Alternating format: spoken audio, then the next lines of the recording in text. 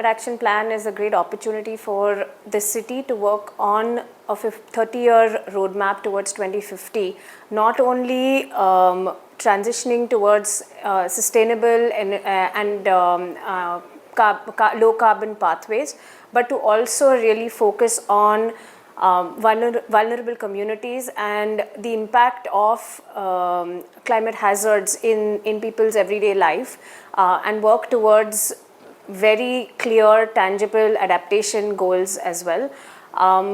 What a network like the Sustainability Network that the Free Press Journal is initiating can do, and what media can do is to really sort of bring about, to coordinate various different stakeholders, to bring about much needed behavioral change, which is very much a part of the ways in which these transitions will pan out, to really be able to work on leveraging various stakeholders from industries, businesses, government, community members, community-based organizations, academic institutions, think tanks. I mean, everyone sort of needs to actually work together, and the youth. And these are some of the great conversations we just had, is to be able to actually work on more holistic, connected solutions. This is kind of the opportunity here.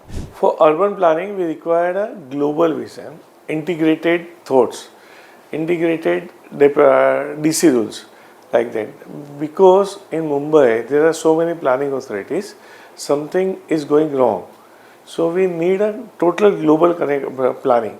Then Mumbai will be a very fine city to live in. We are thankful to Free Press Journal for inviting us on such a in-depth subject, which is required for the development of Mumbai city and other MMR area. I congratulate Free Press and request Free Press to keep on such type of discussion, which will be helpful to the citizen of Mumbai and MMR area. I would say that bicycle is a sustainable mode of transport, not only bicycles. I appeal to all the people out there to come for short distance, do walk or cycle, or for longer distances, please use sustainable mode of transport, that is public transport. And I appeal to government and corporation to invest more and more into public transport, because if we think that if we are going towards EV and people are buying more electric vehicle cars, that won't be solving our problem, because that if, say for example, if we go towards 100% of towards electric cars, then also the traffic problem is not going to solve. So I appeal to people that let's come, bike, accept public transport, or walk for a short distances. Today's program was fantastic. I met so many people who are working towards sustainability. I thank team FPJ, Kavita and everyone. We need more such interactive sessions with more people, and this is for sure that we will get more and more ideas, we will have good network, and it will help us achieve our goal. Urban poor forms 42.5% of Mumbai's population, and they are the least carbon footprints producing community. So when we are planning for the city, we have to plan, we have to learn from the kind of sustainable practices that they have. And today's program was wonderful initiative. I wish you luck, and I hope that something meaningful, we are able to contribute meaningful towards policy changes. So in a country like India, where I think most states enjoy at least 300 plus days of sunlight, solar seems to be the only way that we can move to renewable, sustainable energy. Particularly for rural India, I think it's an amazing opportunity, because it gives them a safe, sustainable and affordable form of energy, which is continuous. They're not exposed to any kind of costs. Maintaining solar equipment is very easy. All they need to do is wipe the panel dry, and whatever they save from kerosene or electricity, if they put aside even 10% of their savings, it's enough to change the battery pack every 2 years, if the need arises. So I think solar is a sustainable solution, particularly for rural India. Of course, even in urban, it is being used in many places.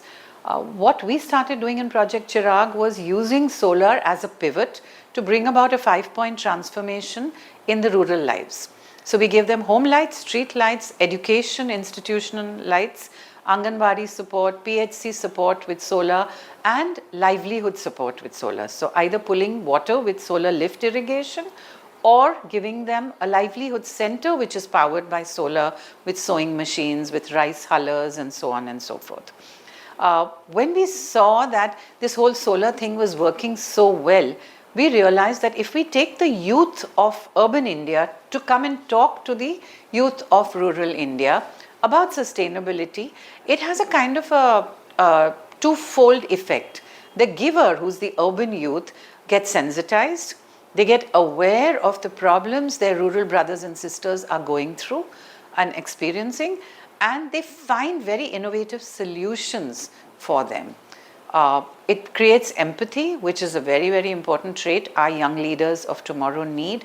And I think this whole solar movement in rural India is having a huge domino effect, particularly on children and women.